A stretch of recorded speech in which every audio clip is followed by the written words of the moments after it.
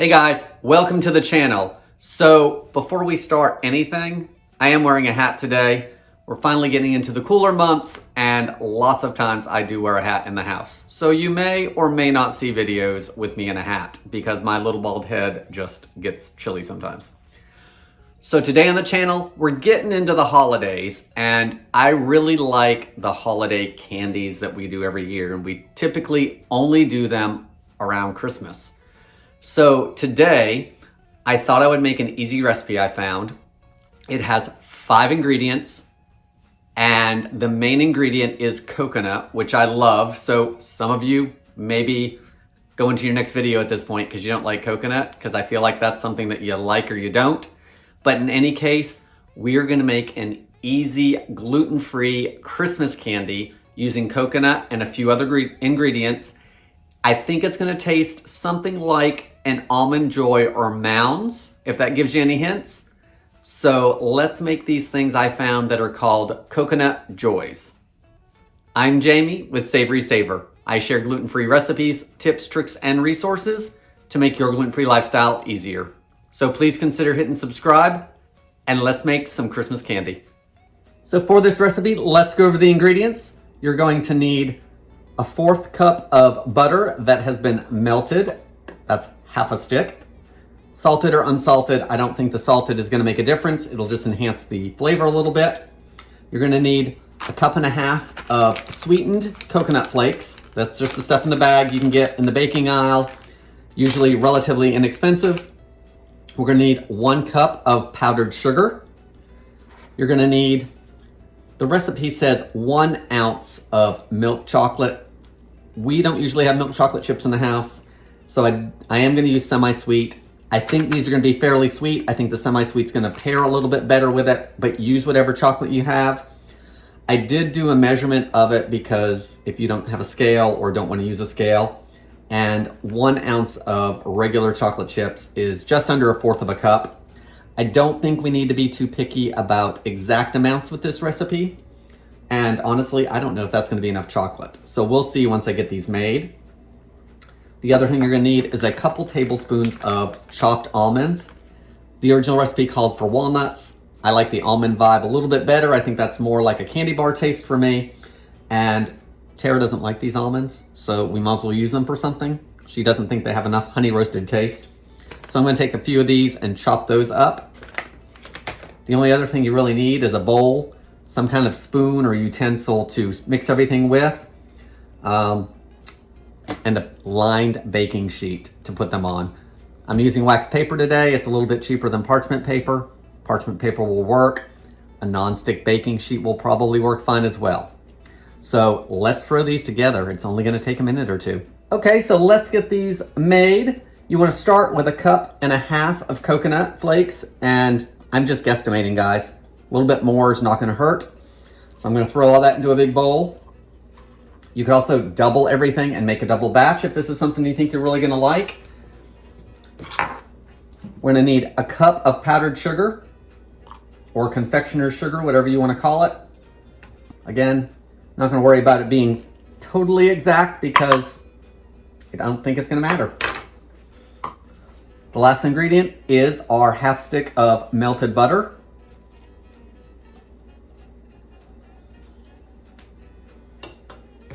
Let's give everything a mix. I think a spatula is gonna work best because of the stickiness of it. Maybe even switching over to my hands in a moment. Now that everything's mixed together, let's get it shaped into balls.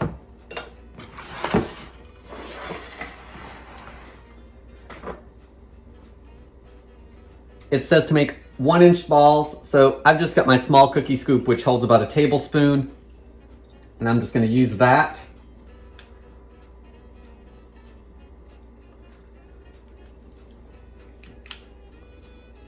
So just pack it in there and then put it onto your plate.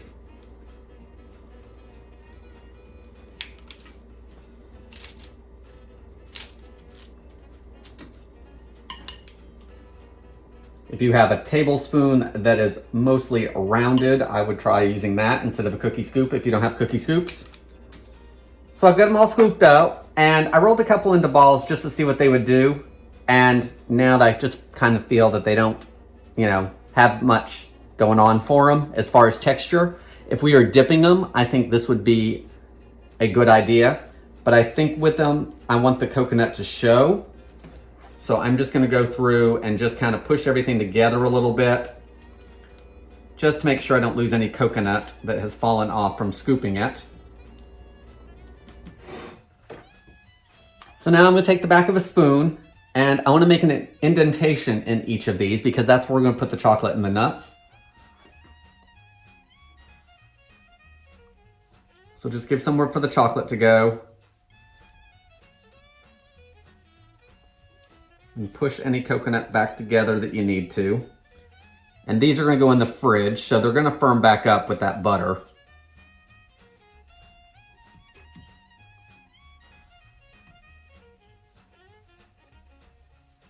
Now that these are done, I need to melt down my chocolate, so I am gonna do it in the microwave at 50% power. And because it's so little, I'm only gonna do it for 20 or 30 seconds at a time, just to make sure it just melts and doesn't overcook on us. And after that first 20 to 30 seconds, I will probably do it in like 10-second increments because I just want it melted enough to either pipe onto each one or to take a little spoon and do that. So my chocolate's all melted and it took probably about 45 seconds to a minute. I did 30 seconds at 50% power and then 2 or 3 15-second intervals at 50%. Stir it each time, and when it's mostly melted, you want to just stir the rest until it melts into itself. Transferred it to this baggie, and I'm going to pipe a little bit into each of those divots that I made.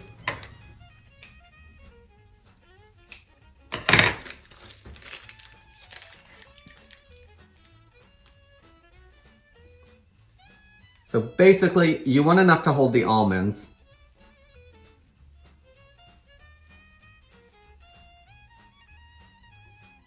If you wanted to do fancy and drizzle, you could certainly drizzle back and forth across the top.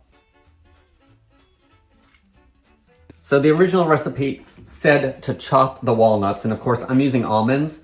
And so I was gonna chop them, but I think I'm feeling a little bit lazy today, and I'm gonna make it easier on myself. And I'm just gonna top each one with a full almond. That chocolate's gonna firm up and help it stick. I do have some chocolate left, so I think let's do a little bit, maybe drizzle it across so we don't waste any of that chocolate. Let's start with these.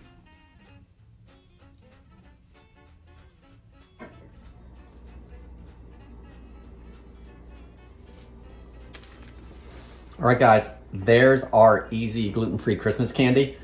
It does need to firm up in the fridge to firm that chocolate back up as well as the butter. So I'm gonna put them in the fridge for 15 minutes or so. And then since I haven't tried them, I'm gonna give them a try for you guys. So our coconut JOYS, or more like almond JOYS, are ready to go. 15 minutes in the fridge was plenty of time to firm them up. I do still like the ones that I didn't shape after the fact. I think they look a little more rustic, a little more festive. So let's talk real quick about how easy this was. 5 ingredients, everything got mixed up in the bowl except for the chocolate. You can use whatever kind of chocolate you want. You can use whatever kind of nut that you want. I opted for almonds, and then I even got lazy and decided not to chop them up and just put one on each, which I think worked out well. Just a little bit of chocolate to help balance that coconut flavor. No egg, so if you have an egg allergy, you're covered there. No bake, and I looked at the time of recording, and of course it's been edited down, but it only took me about 15 minutes of time, which is great during this time of year. So let's give it a taste. I'm gonna try one of these that I rolled because the flavor should be the same. So they're really sweet because we have sweetened coconut and we have confectioner's sugar. I like a little bit of chocolate. The almond, you may want to go for chopping them because then you're gonna get a little bit of almond in each bite, whereas in these you may get the entire almond in one bite. If you like coconut, these are gonna be a good little piece of candy for you. I do like the semi-sweet chocolate because it does help balance that extra sweetness from the coconut and the powdered sugar. As far as, am I gonna make these again? I think I am totally gonna make these again. They were super easy and didn't take me any time. Easy recipe to double. I might have to have another one. So let me end this with, please leave me any comments below. What are some of your favorite Christmas candies, or what kind of Christmas candies should I make? I'd love to hear from you. Thank you so much for watching. I hope you enjoyed these gluten-free Christmas candy coconut joys, and I hope to see you in the next video.